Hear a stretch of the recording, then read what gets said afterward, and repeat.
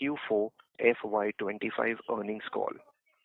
As a reminder, all participant lines will be in the listen-only mode, and there will be an opportunity for you to ask questions after the presentation concludes. Should you need assistance during the conference call, please signal an operator by pressing star, then 0 on your touchtone phone. Please note that this conference is being recorded. I now hand the conference over to Mr. Rahul Agarwal. Thank you, and over to you, sir. Thank you. Good evening, everyone. And thank you for joining us on Kalyan Jewellers India Limited Q4 and FY25 earnings call. Today on the call, we have with us Mr. Ramesh Kalyanaraman, Executive Director, Mr. Sanjay Raghuraman, CEO, Mr. V. Swaminathan, CFO, Mr. Sanjay Mehrotra, Head of Strategy and Corporate Affairs, and Mr. Abraham George, Head of Investor Relations and Treasury. I hope everyone had a chance to view our financial results and investor presentation, which were recently posted on company's website and stock exchanges.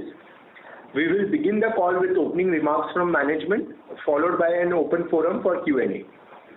Before we begin, I'd like to point out that some of the statements made during today's call may be forward-looking. A disclaimer to that effect has been included in the earnings presentation. I would now like to invite Mr. Ramesh Kalyanaraman, Executive Director of Kalyan Jewellers India Limited, to give his opening remarks. Thank you, and over to you, sir. Thank you. Good evening, and let me welcome everyone to the call. Q4 has been fantastic.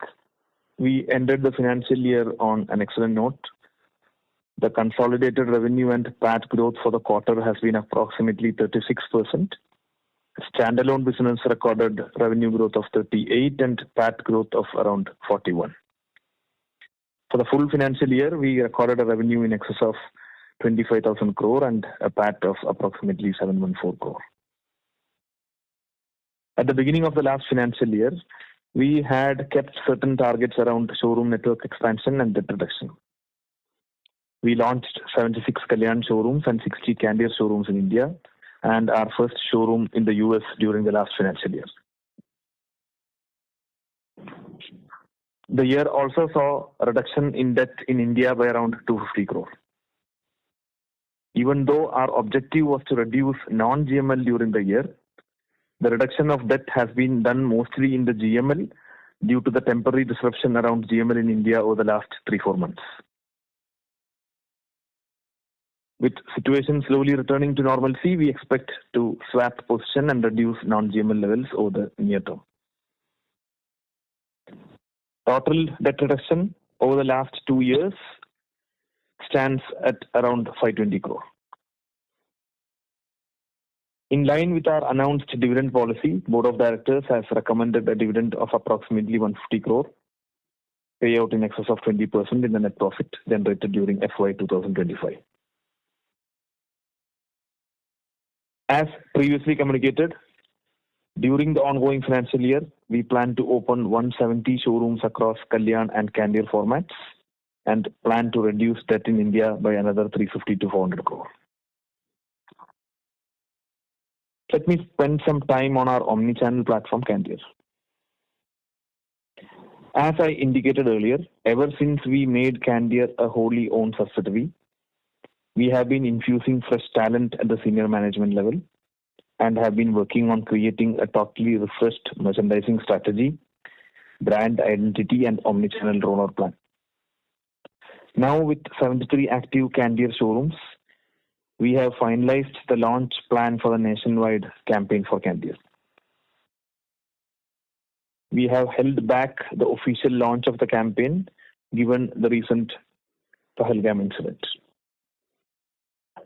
We plan to launch 80 Candere showrooms in India during the current financial year through a mix of FOCO and COCO showrooms. Bulk of the showroom launches during Q1 and Q2 of the current financial year will be franchised ones.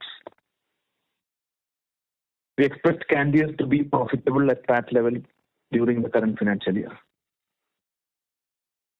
And now talking about the ongoing quarter, we had an excellent start to the financial year despite continuing volatility in gold prices. We witnessed robust growth in our Akshaya Tritiya sale this year, and we continue to see encouraging momentum in consumer demand, especially around the wedding purchases during the current quarter. Thank you, and I'll hand over it to Sanjay. He will read you through the numbers. Thank you. Thank you, Ramesh. Good afternoon, everybody. I'm really happy to be talking to you all after a great financial year. Let's start with the just concluded quarter. Our company reported consolidated revenue of 6,182 crores in the just concluded quarter, a growth of 36% over the corresponding quarter in the previous year. Consolidated EBITDA came in at 399 crores versus 296 crores in corresponding quarter of the previous year.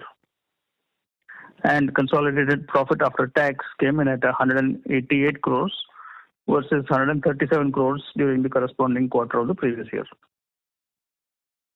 I'll now give you a breakup of the financial year performance between India and the Middle East, starting with India. For the just concluded quarter, revenues in India came in at 5,350 crores versus 3,867 crores compared with the corresponding quarter in the previous year. India Q4 EBITDA came in at 343 crores versus 255 crores when compared with the corresponding quarter of the previous year. And India profit after tax came in at 185 crores compared to 131 crores in the corresponding quarter of the previous year. Moving on now to talk about our Middle East business. Middle East revenue for the quarter came in at 784 crores versus 623 crores in the corresponding quarter of the previous year. And EBITDA in the Middle East was 59 crores versus 44 crores for the same period of the previous year. And the Middle East business posted a profit of 12 crores for the quarter compared to 10 crores in the corresponding quarter of the previous year. Lastly, talking about our e-commerce business, Candere, we posted revenues of 28 crores versus 36 crores in the corresponding quarter of the previous year. And the quarter recorded a loss of 12 crores in Candere versus a loss of 70 lakhs for the corresponding quarter of the previous year. For the full year FY25 on a consolidated level, India revenue came in at 25,045 crores and consolidated profit after tax came in at 714 crores. With this, I'm done with the summary of the financials and we now open the floor for questions. Thank you. Thank you, sir. We will now begin with the question and answer session. Anyone who wishes to ask a question may press star and 1 on their touchtone telephone. If you wish to remove yourself from the question queue, you may press star and 2. Participants are requested to use handsets while asking a question. Ladies and gentlemen, we will wait for a moment while the question queue assembles. The first question comes from the line of Manoj Menon from ICICI Securities. Please go ahead. Hi, Ramesh and Sanjay. Hi. Nice evening. So I just seek your insights, on consumer behavior on a few aspects to begin with. Now, given the material gold inflation which you have seen, I'm sure you would have seen similar, templates playing out in your long experience as well. What's the consumer telling you, in terms of the consumer behavior? Let's say given the 40% sort of increase we have seen over the last 6 months, there are a lot of facets to it. Let's say, for example, is the salience of non-22 carat increasing? Is there a consumer demand for it? Anything what you see on the consumer behavior? And I've got a few follow-ups on this. Thank you. Yeah, so as you rightly mentioned, we have seen this cycle over the past 3 decades now, a couple of times.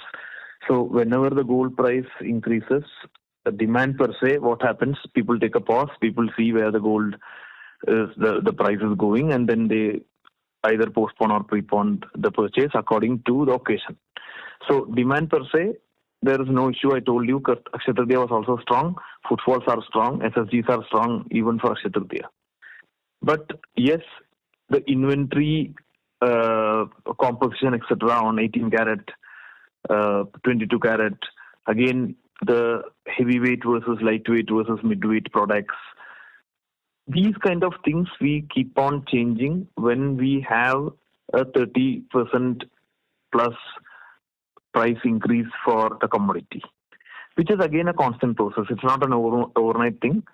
The price, say, was X 3 years before, Y now, but there has been a path wherein it came from X to Y.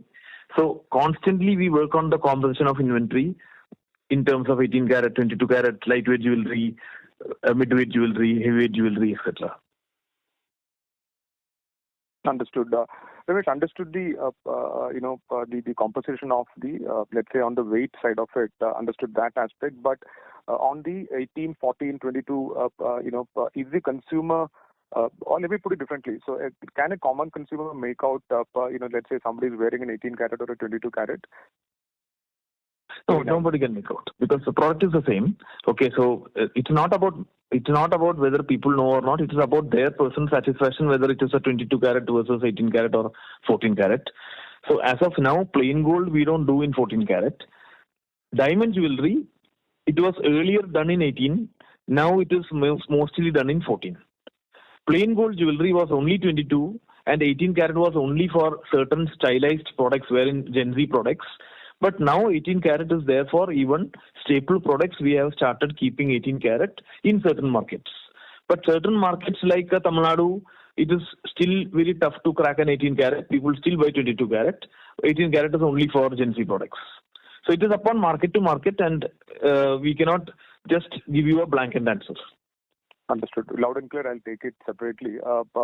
Now, just on the making charges bit here, does it make a difference to your profit pool or the making charges when it comes to 2218? I'm talking about only plain gold, not studded.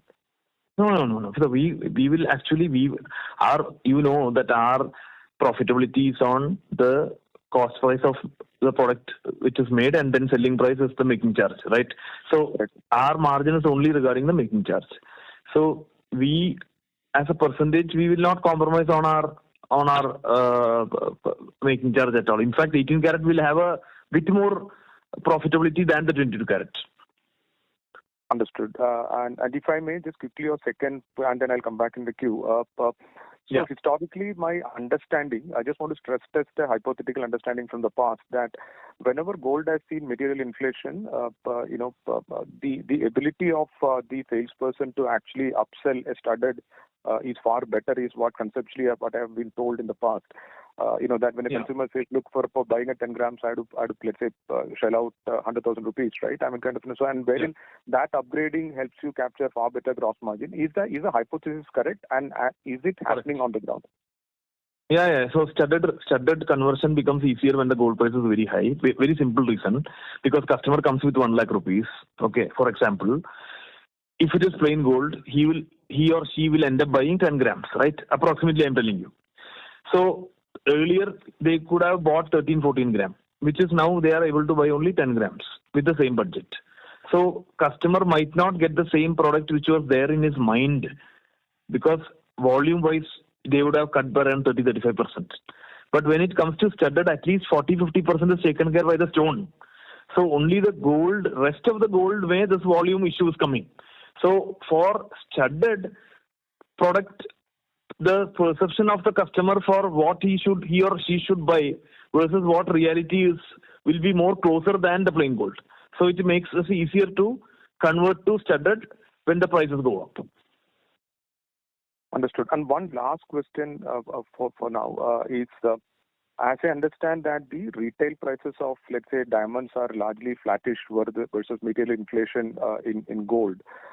Now, can this have an impact incrementally on the consumer's, let's say, propensity or willingness to actually buy a diamond? Because let's say if I'm a consumer who bought 2 or 3 years back, and suddenly I'm finding that, when I come to, let's say, store for an exchange, that my diamond price has not inflated, whereas gold has inflated, is there any such consumer behavior which we should watch out for?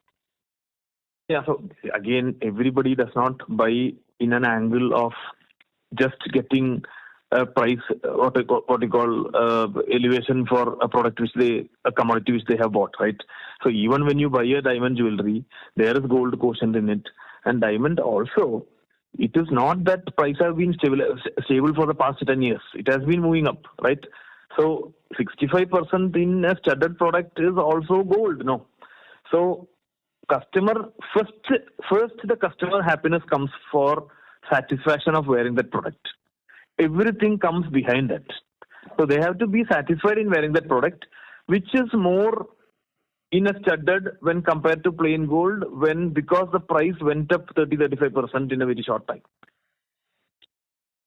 Very clear. Thank you and all the best for the medium term. Thank you. Thank you. A reminder to all participants, you may press star and 1 to ask a question. The next question comes from the line of Devanshu Bansal from Emkay Global Financial Services. Please go ahead. Sir, hi. Thanks for the opportunity and congratulations for a great set of numbers.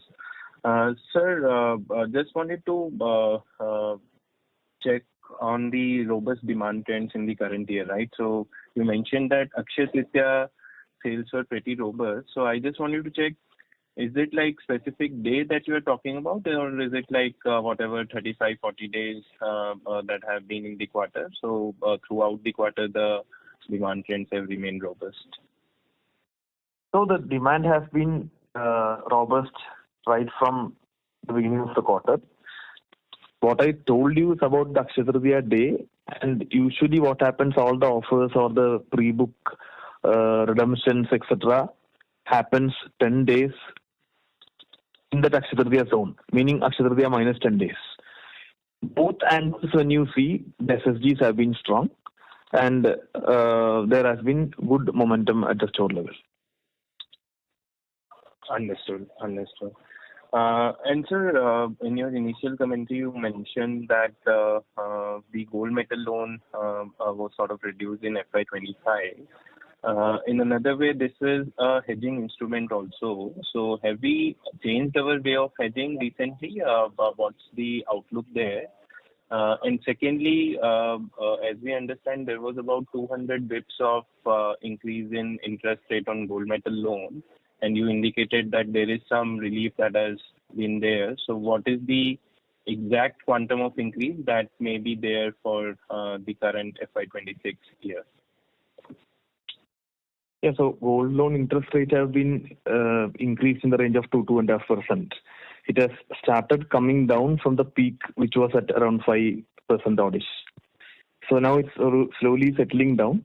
And once it gets settled down, we will swap the gold loan to, meaning it will be, the gold loan will go up and the CC will come down. So it is still not back to the normal levels. Understood. Any quantum, sir? As in earlier it was 2-2.5%. As of now, where does it stand? It was in the range of 3-3.5. Now it is in the range of 5. 5-ish, meaning 5.5. 5. Okay, understood. And sir, this year we've incurred about 350 crore of capex, right? So now the understanding was also that that you will be changing the model, right? So for FY26, what is the capex expectation from showroom additions in India? Even in this financial year, if you remember, we initially the first half was the old model where capex was put by Kalyan and franchisee was investing in the inventory. Okay, so around 30 showrooms in the financial year, it was our capex, meaning Kalyan Jewellers was investing for capex, and only the investment on inventory was coming from them. So predominantly the first half capex amount was that, and second half there has been what we call the renovations which will happen, etc., which will be in the range of what usually 150 crore. So next year, if you ask capex, should be in the range of 150 because only the maintenance capex will be there, because next year plan is to open all stores through the new model. Plus, of course, Candier stores will be there, which is owned, for which capex will be put by Candier, meaning Kalyan. Yeah. Okay. So, sir, if we have to break this 350 crore and 150 crore has gone into maintenance, so new store capex has been about 200 crore in FY25, right? So it will be like what 30 showrooms which we would have done capex 30 what into 4 maybe 120 crore. Again 150 will be maintenance capex, and there has been one or two showrooms like Chennai we completely revamped, which is of a high cost. It is not in the range of 2-3 crore. It will be much bigger than that. So that is about the capex which has been spent for this year. Fair enough. So last question from my end. I was seeing your payable days, so that is slightly higher at between 30 to 35 days versus 10 to 20 days for other jewelry retailers. So do you anticipate this to reduce going ahead or remain stable at current levels? Yeah. So that capex, one more thing which I missed out is South, our franchisee model, if you remember, South is that even now, in this financial year, we opened 9 stores in the South. Capex will be put by Kalyan and only inventory will be done by franchisee. So South franchisee model, even now, is capex by Kalyan. So that will also be in the range of 40-50 crore in the last financial year. Okay. And now coming to payable.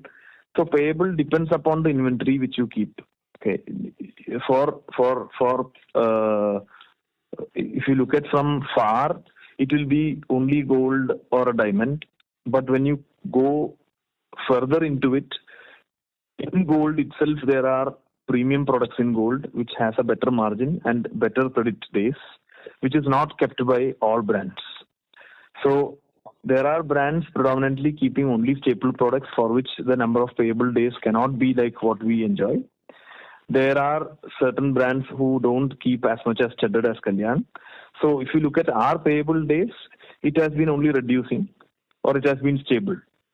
So if you ask whether we will improve the number of working days, yes, of course we can, because the revenue is growing. And if in case we are not adding inventory, then the payable days should come down. Got it. Thanks for taking my question, sir. Thank you. Thank you. A reminder to all participants, please press star and 1 to ask a question. The next question comes from the line of Deepak Podar from Sapphire Capital. Please go ahead. Hello. Yeah, Hi. I'm audible, sir. Yeah, very nice. Okay. Thank you very much, sir, for this opportunity. So just wanted to understand first upon the margin front. I mean, this year as a whole, our PBT margins were down to 3.8%, which was largely driven also by, I think, 120-30 crores of impact on inventory.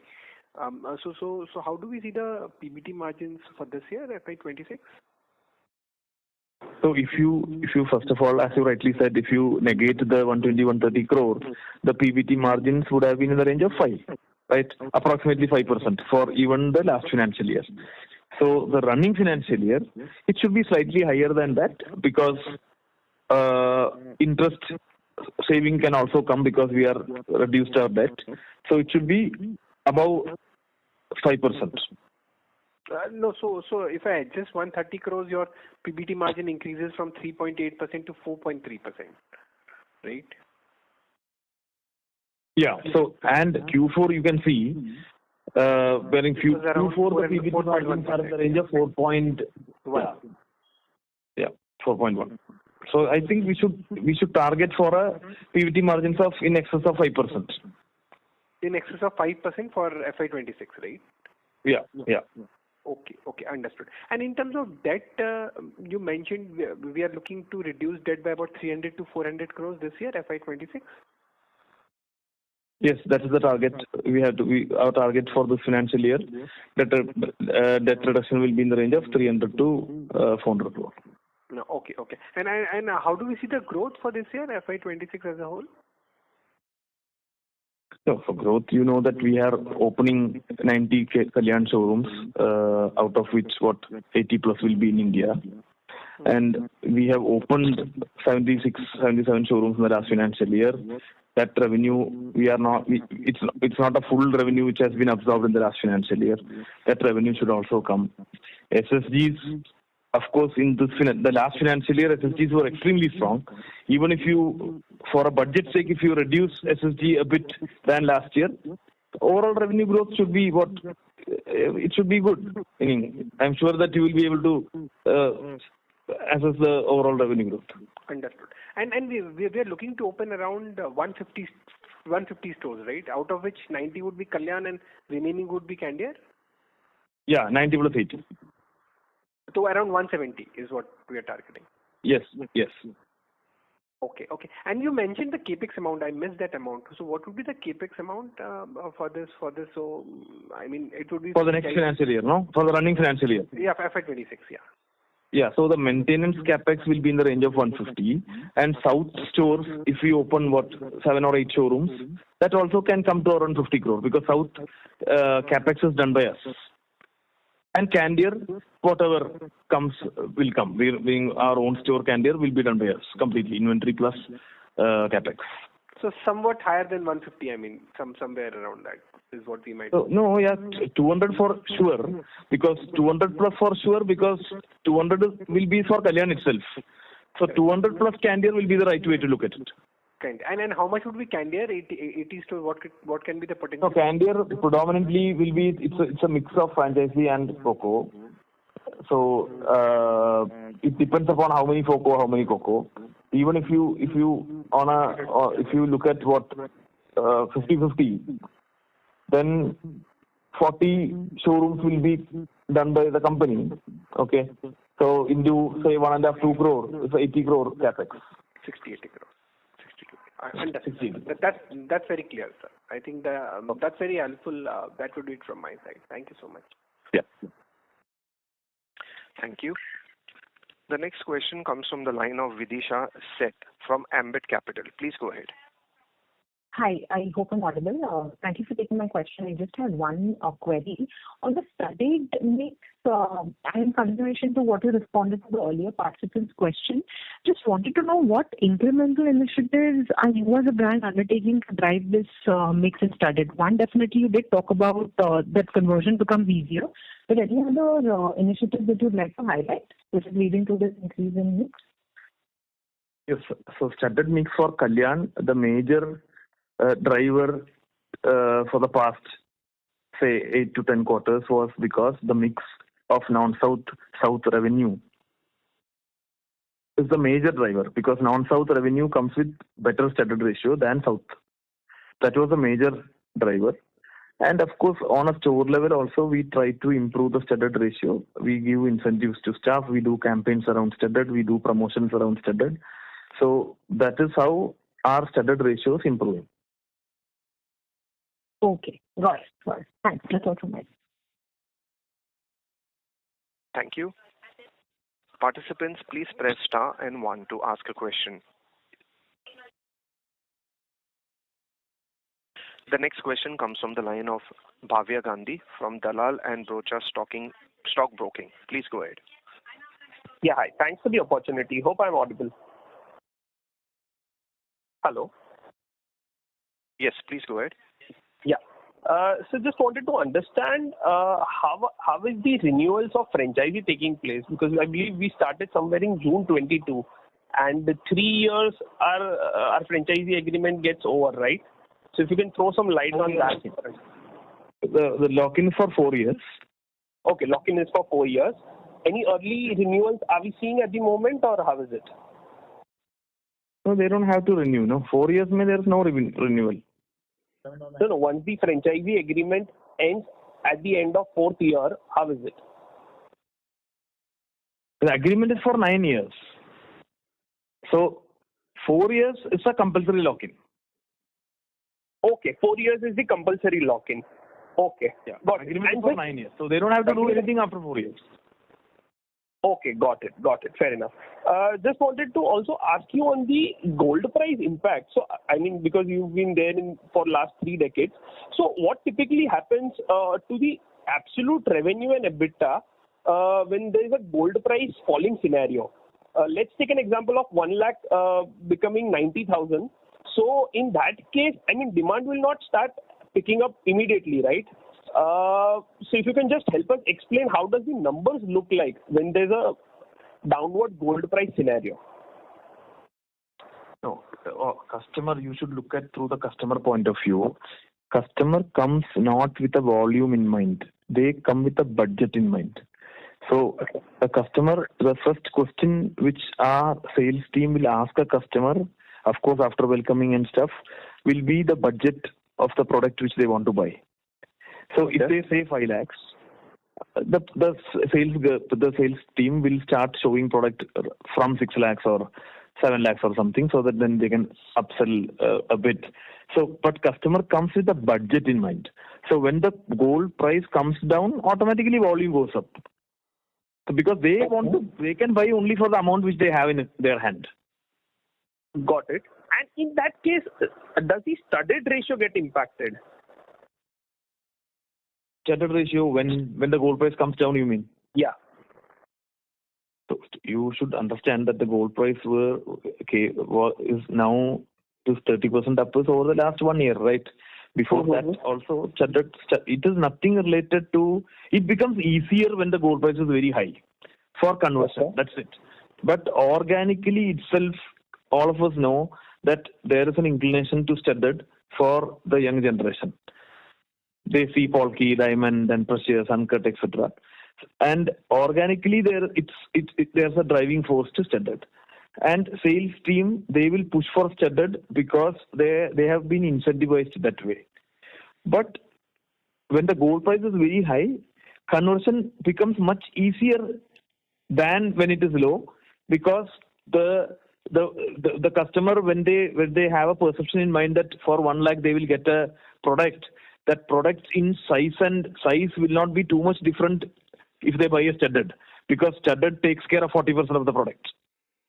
Got it. Fair enough. And what is the average invoice value for Candor? If you can just throw some light on that as well. It will be 25-30K. 25-30K. Okay. Fair enough. Thank you so much. Really helpful. Yeah. Thank you. Thank you. Participants, please press star and 1 to ask a question.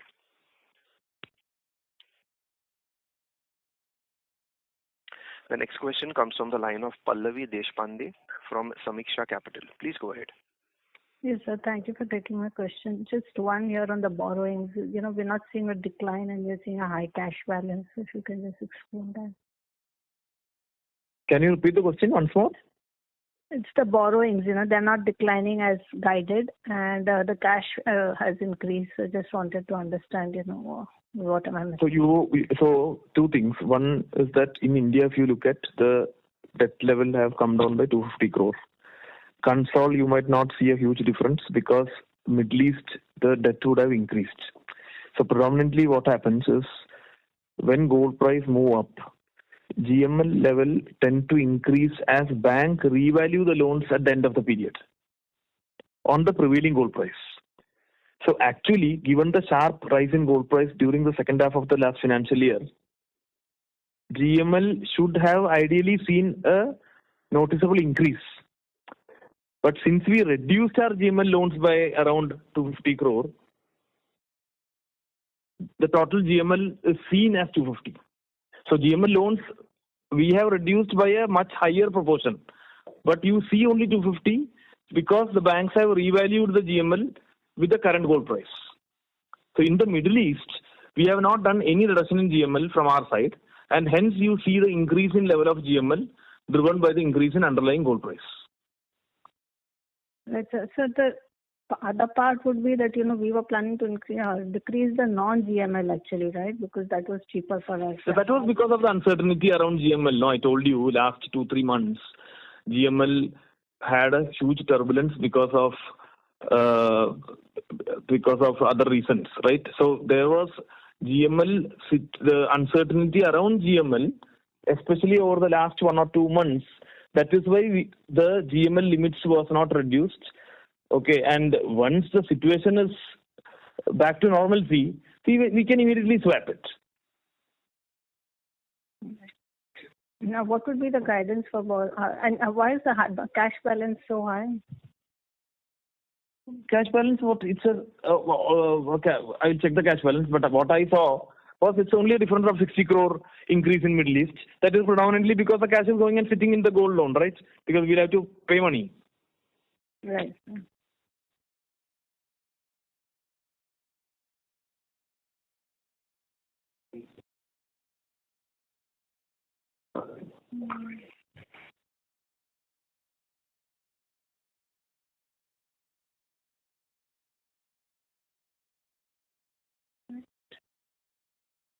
I made it clear, no? Yes. Thank you so much. Yeah. Yeah.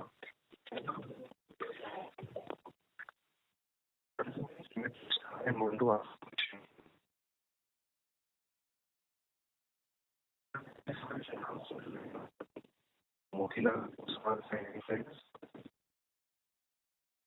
Hello, am I audible?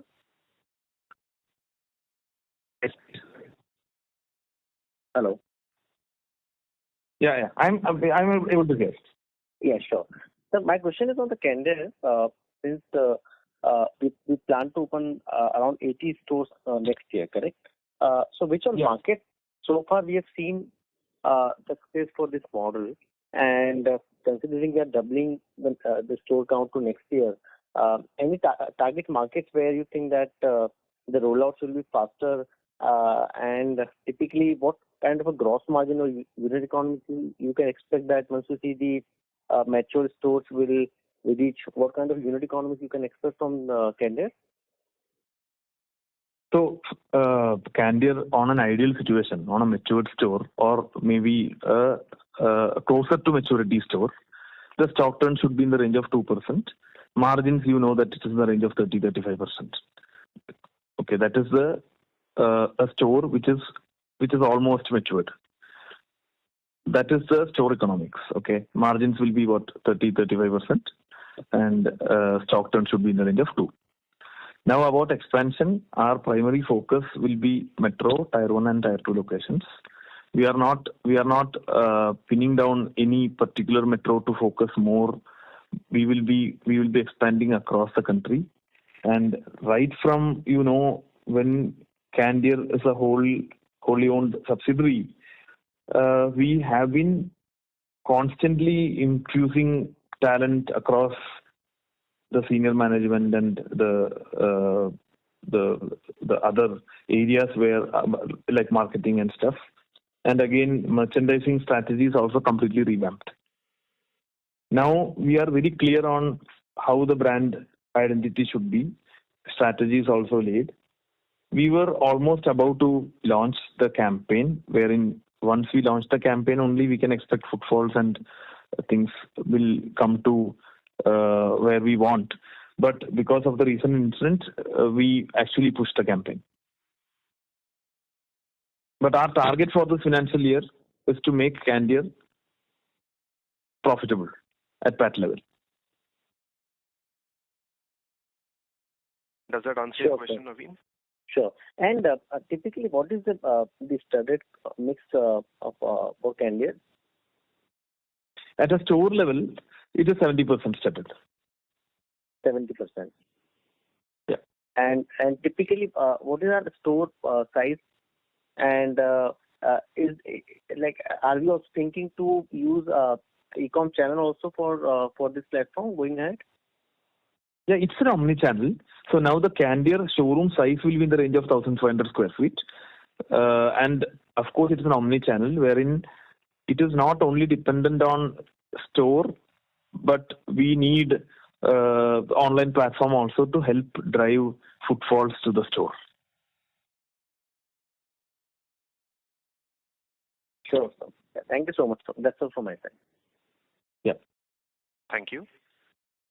The next question comes from the line of Parikshit Gupta from Fair Value Capital. Please go ahead. Thank you for the opportunity and congratulations on a great result. I just have one question, and I joined a little late, so I'm sorry if I'm repeating it. With the India-UK FTA, there is a lot of news going around about a boost in gems and jewelry exports from India. Can you throw a little light on it about how it might be, beneficial for us, or is it a little too early to talk about any positive signs from it? So, as you know, we don't export for others, wherein we don't have export business. We have plans to open our showrooms in UK this year, for which we can export from India. Otherwise, then we don't have a direct benefit because of this. Understood. So the Middle East business only caters to the GCC area? So Middle East actually looks after our Middle East operation, and also as we speak, there are products from Middle East which is sent to the US operations also. Okay. And can you please spend a minute on how the FTA would be a positive push for the industry overall? Overall industry, it's very tough for me to guide, but what I hear is that exporters have a merit on it. Oh, okay. And obviously the realization levels, I'm sorry, I'm not a little very comfortable with this segment, but in terms of the overall realization levels, is it widely different in terms of domestic versus export? I didn't get you there. Can you repeat the question? So I just, I'm sorry for not wording my question correctly. From what I understand, in terms of jewelry, you obviously have the, whatever metal, gold, silver is used, and then the making charges. However, in terms of export, I would assume that the, gold prices would still be the same. But the making charges, and then on top of that, there will be freight and, different components to it. So I am asking if exporting jewelry is more profitable as compared with selling it domestically, or is it not much of a difference? So exporting majorly happens only for selling it to retailers now. Otherwise, they will not be able to sell to end consumers. So as per my understanding, the margin for a retailer will be much higher than a margin for a wholesaler/exporter. But of course, I don't know about it because I am not an exporter. But as far as I understand about the segment and my experience, I can talk only about our experience so far. So retail margins are much higher than any wholesaler or an exporter, right? Because US our margin, it's 25% plus is our margin in the US at the store level. Understood. This was helpful. Thank you for your time. Thank you. The next question comes from the line of Pallavi Deshpande from Samiksha Capital. Please go ahead. Yes, sir. Thank you for taking my question. Just wanted to understand what is the interest rate now for this the gold metal loan that we agreed upon. How much higher is it? So it was in the range of 3.5. Now it's in the range of 5.5. So just in the level of 5 now, at this week, coming in the level of 5. Right. And what would be, in terms of the same store volume growth, any guidance that you and it's the beginning part of the call, sorry for that. So. Yeah, so we don't look at only volume because we look at value because we ourselves push for studded rather than gold, right? So gold volume will surely come down even if the gold price is flat and even if there is SSG. The volume would not have grown as much as SSG because we ourselves would have pushed for studded. Right. Okay. So our SSGs were in the range of 21%. Right. Yeah. And what would be the target for the studded ratio for next year then, since you're pushing? Now I think it should be in the same range, in the 30, 31, 32 range, because the expansion now for the next running financial year is predominantly in tier 2, tier 3 markets outside South India, where it will be the studded ratio will be lesser than what we enjoy in a metro or a tier 1. So now don't expect any sharp increase from the current levels. Right. Got that. Thank you. Thank you. A reminder to all participants, you may press star and 1 to ask a question.